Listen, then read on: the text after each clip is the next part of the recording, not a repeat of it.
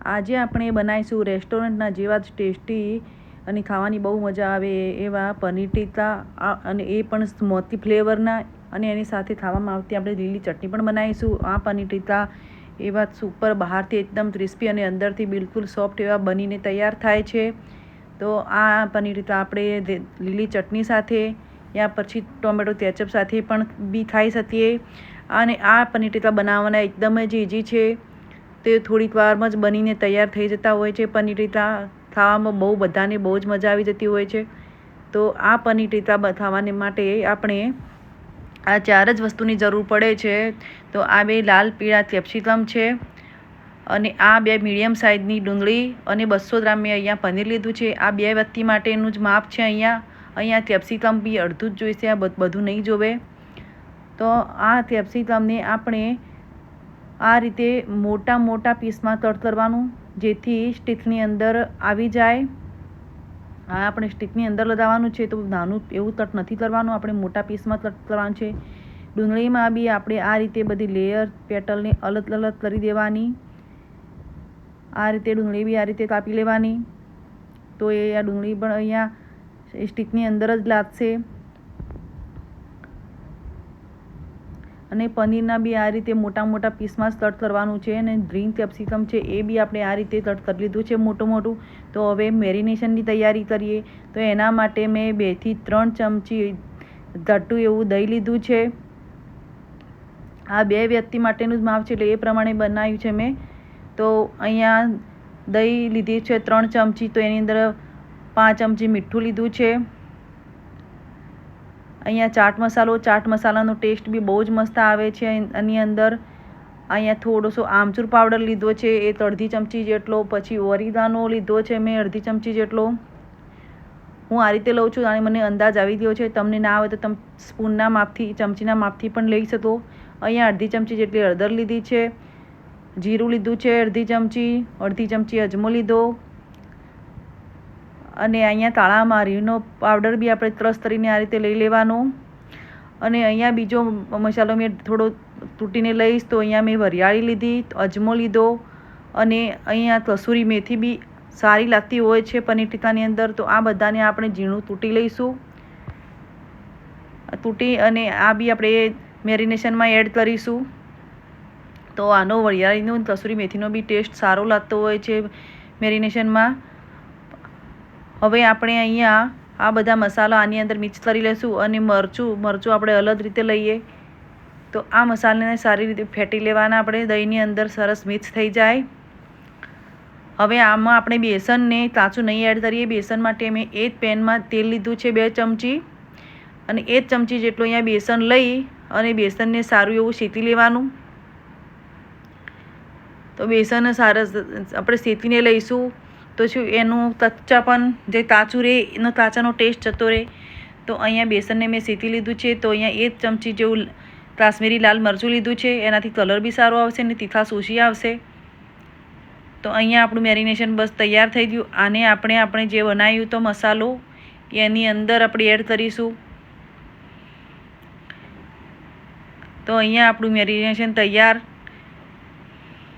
છે ને થોડીક જ વારમાં બનતી રેસીપી. તો આ મેરિનેશન બી સારી રીતે આપણે મસાલાને સરસ રીતે મિક્સ કરી લેવાનું. તો અહીંયા આપણું મેરિનેશન તૈયાર છે.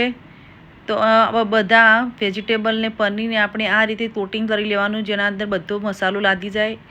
થોડા અંદર એડ કરી જશું વેજીટેબલ, અને આપણે આ રીતે એડ કરી જવાના. અને પછી આને મસાલાની અંદર સરખી રીતે આ રીતે મિક્સ કરી લેવાના. પછી આ રીતે મેં આ સ્ટીલની સ્ટીક લીધી છે, એની અંદર એક કરતાં લગાવી દેવાના. તો પછી સૌથી પહેલાં મેં કેપ્સિકમ લગાવ્યું છે ગ્રીનવાળું, પછી ડુંગળી, પછી આ લાલવાળું કેપ્સિકમ. હવે લગાવીશું આપણે પનીર એટલે મોટી, આ બધી સામગ્રી એટલા માટે જ મોટી કાપવામાં આવે છે, કારણ કે સ્ટીકની અંદર આપણે જવા દેવાની છે સેન્ટરમાંથી. એ રીતે વારા પરથી આપણે આ રીતે લગાવી જવાનું. પાછું પનીર આવશે, ફરી ડુંગળી, કેપ્સિકમ. એ રીતે આપણી ફર્સ્ટ સ્ટીક તૈયાર થઈ ગઈ. આ રીતે બધી સ્ટીક તૈયાર કરી લેવાની. હવે આને આપણે તરીશું ગેસ પર. તો ગેસ ઉપર આપણે આ રીતે જાળીવાળી જે હોય છે પ્લેટ એને મૂકી દેવાની અને થોડું ઊંચા નીચું તરતા જઈ અને રાઉન્ડમાં ઘુમાવતા જઈ અને આ રીતે શેકી લેવાનું, જેથી બધી બાજુ સરખી રીતે શેકાય. અને આનો ફ્લેવર બહુ જ મસ્ત આવતો હોય છે, સ્મોકી ફ્લેવરમાં બનીને તૈયાર થશે. જે રીતે આપણે ગેસ ઉપર પાપડ શેકીએ છીએ એ રીતે જ આને બસ ઉલટ ફુલટ તરતા જઈ અને આધા પાસા તરતા જઈને શેકી લેવાના, તો સરખી રીતે બધી બાજુ શેકાઈ જાય.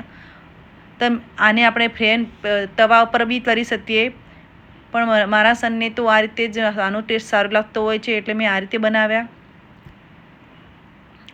બાર્બીક્યુમાં બી આપણે કરી શકીએ. આ મારા પાસે જે સ્ટીક છે એ બાર્બીક્યુની છે, પણ આ જે મારું બાર્બીક્યુ ના રીતે સરખી રીતે સળગ્યું એટલે મેં પછી આના ઉપર આપણે કરીને બતાવું છું.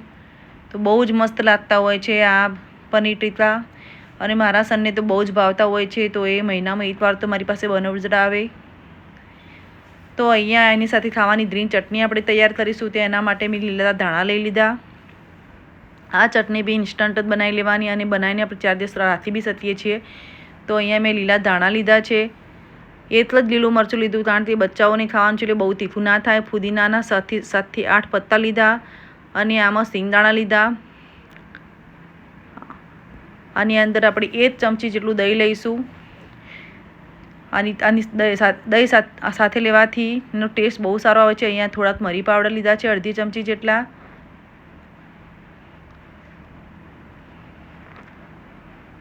થોડોસો ચાટ મસાલો નાખ્યો છે અને અડધી ચમચી જેટલું જીરું અને અડધી ચમચી જેટલું મીઠું લીધું છે. અને અડધા લીંબુનો રસ. અને આપણે આને મિક્સરમાં બધું ગ્રાઇન્ડ કરીશું. 2 બરફના ટુકડા લીધા છે જેથી એનું કલર જળવાઈ રહે.